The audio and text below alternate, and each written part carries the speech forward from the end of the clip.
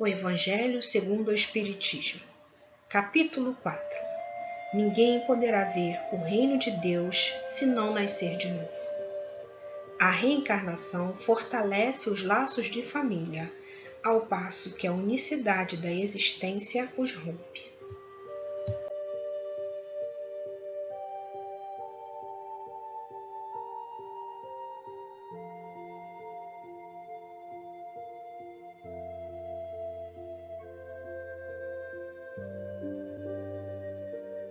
Mensagem.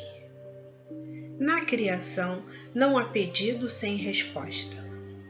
O que parece por vezes silêncio e negação em torno da rogativa é o próprio desinteresse da alma que, quase sempre, entre a inquietação e a leviandade, voeja de solicitação a solicitação, sem persistência bastante para alimentar os próprios ensejos no tempo, de vez que o tempo é o matemático divino que não podemos esquecer ou iludir.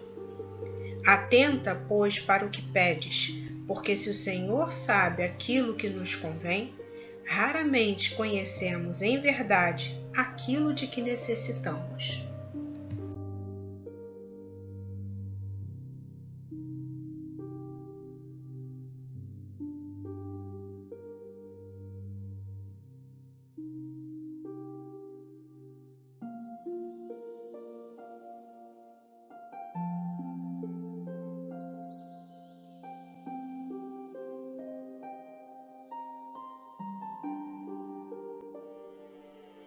Prece.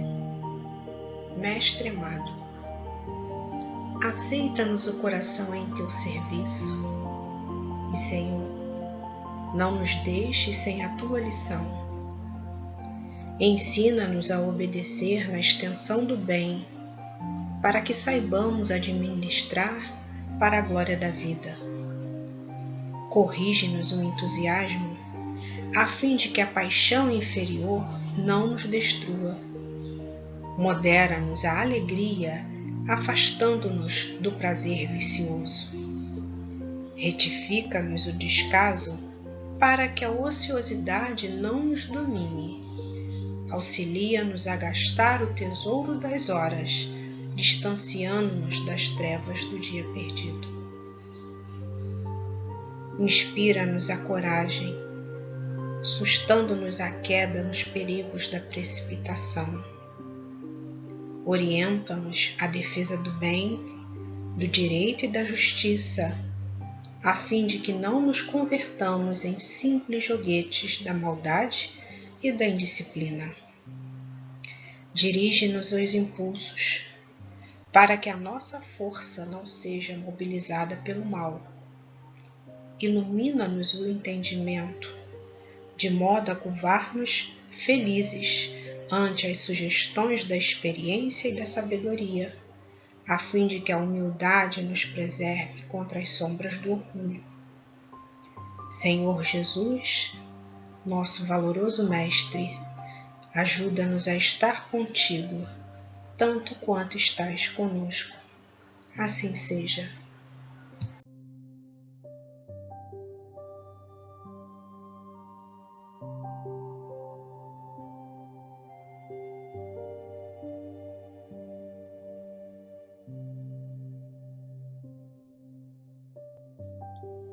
O Evangelho segundo o Espiritismo.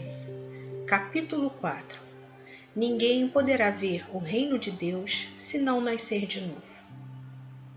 A reencarnação fortalece os laços de família, ao passo que a unicidade da existência os rompe. Os laços de família não sofrem destruição alguma com a reencarnação, como pensam certas pessoas. Ao contrário, tornam-se mais fortalecidos e apertados. O princípio oposto sim os destrói. No espaço, os espíritos formam grupos ou famílias entrelaçados pela atenção, pela simpatia e pela semelhança das inclinações. Ditosos por se encontrarem juntos, esses espíritos se buscam uns aos outros. A encarnação apenas momentaneamente os separa, porquanto, ao regressarem à erraticidade, novamente se reúnem como amigos que voltam de uma viagem. Muitas vezes até, uns seguem a outros na encarnação, vindo aqui reunir-se numa mesma família ou no mesmo círculo, a fim de trabalharem juntos pelo seu mútuo adiantamento. Se uns encarnam e outros não, nem por isso deixam de estar unidos pelo pensamento. Os que se conservam livres velam pelos que se acham em cativeiro. Os mais adiantados se esforçam por fazer que os retardatários progridam. Após cada existência, todos têm avançado um passo na senda do aperfeiçoamento. Cada vez menos presos à matéria, mais viva se lhes torna a afeição recíproca, pela razão mesma de que mais depurada, não tem a perturbá-la o egoísmo, nem as sombras das paixões. Podem, portanto, percorrer, assim, ilimitado número de existências corpóreas, sem que nenhum golpe receba a mútua estima que os liga.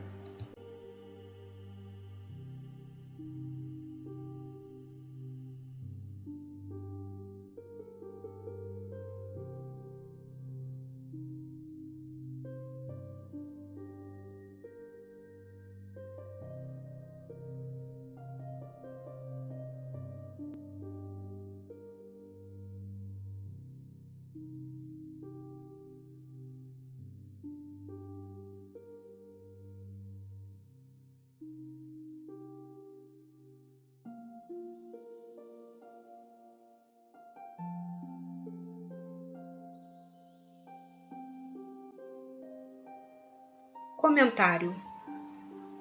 Kardec inicia seus comentários sobre o tema afirmando que no plano espiritual, onde rege a lei de afinidade, os espíritos se reúnem em grupos e famílias, através dos laços de simpatia, de afeição e pela semelhança de interesses, de inclinações.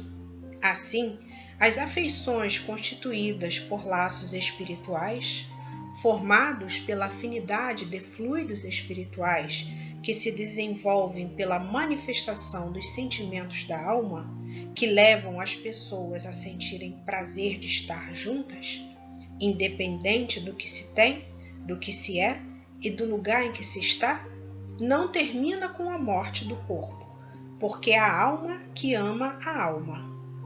A afeição que tem por base a atração de fluidos materiais, sem estabelecer ou criar laços espirituais, permanece enquanto houver satisfação dos motivos que a criaram.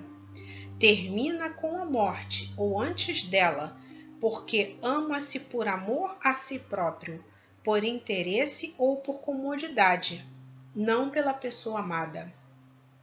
Ama-se pelo que a pessoa possa proporcionar para quem ama. Houve uma atração fluídica entre fluidos materializados. Não houve formação de laços espirituais.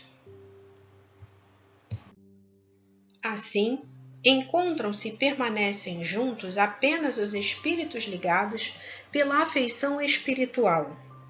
A encarnação pode separá-los provisoriamente, mas sempre se reencontrando na erraticidade, entre as reencarnações, podendo retornar juntos em algumas. Muitas vezes um grupo permanece mais ou menos junto, durante diversas reencarnações, embora uns estejam encarnados e outros não. Encontram-se durante os sonhos, mas sempre unidos pelo sentimento e pelo pensamento. Quando existe a afeição espiritual, realmente, pode-se amar o outro como pai, como mãe, como filho, irmão, esposo, amigo, porque esse é o sentimento eterno, constituído por laços espirituais, que nada pode romper. A cada situação nova, em nova reencarnação, esse amor cresce em intensidade e sensibilidade, perdurando para sempre.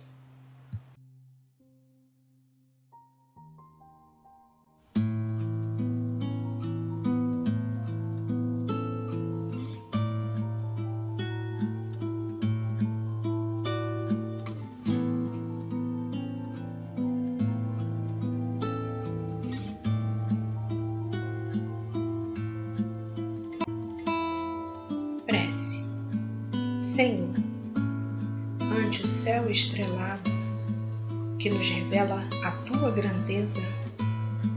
Deixa que nossos corações se unam à prece das coisas simples.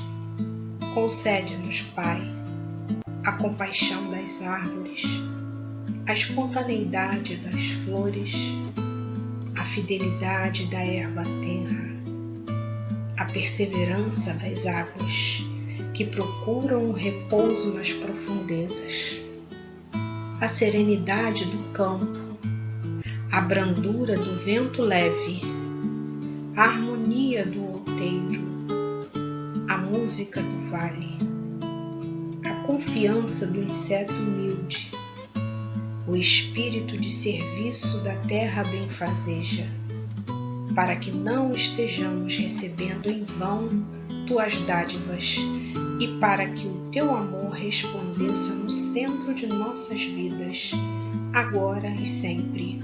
Assim seja.